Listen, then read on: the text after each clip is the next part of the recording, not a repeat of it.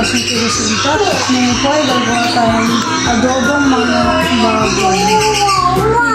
Peta sa pipin. Po ang mga sangkap na adobong baboy at manok.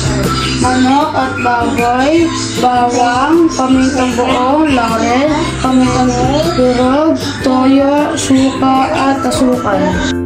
Ngayon po ay pagsasamahin natin lahat ang sangkap.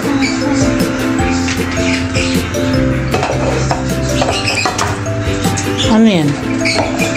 Gawin muna natin ang manok at tawga. Nahugasan na po. Nahugasan na po.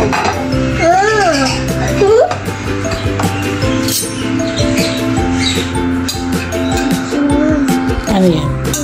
At ito po ang bawang.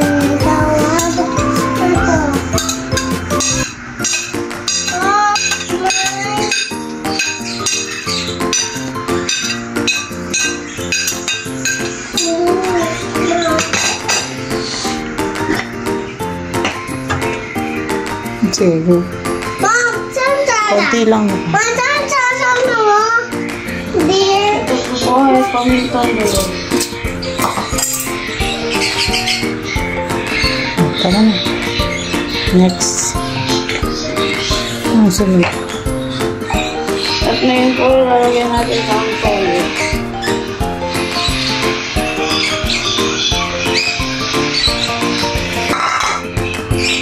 Baby. At ngayon po, lalagyan tayo ng suka.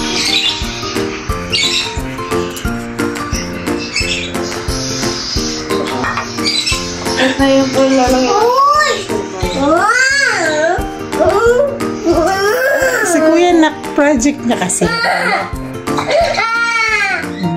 Lagyan mo ng konting. Lagyan mo din yung konting tubig.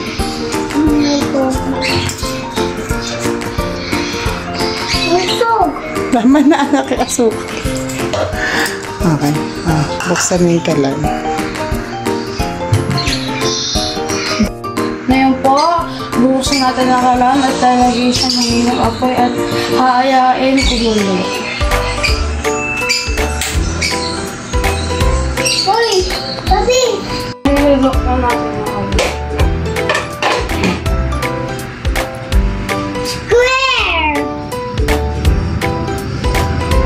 Pagkain, ngayon po maalam na.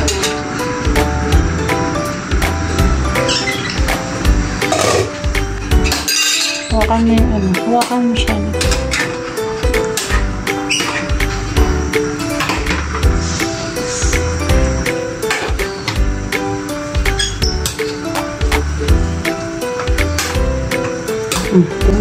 Stop na. Takpan ko ulit natin.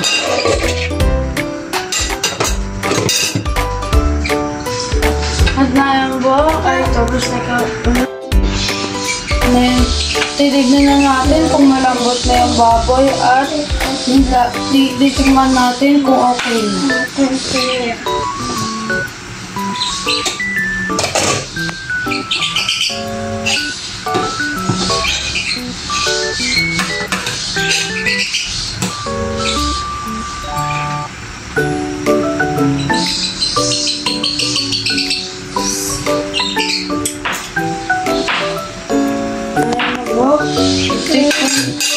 natin kung okay na. Careful.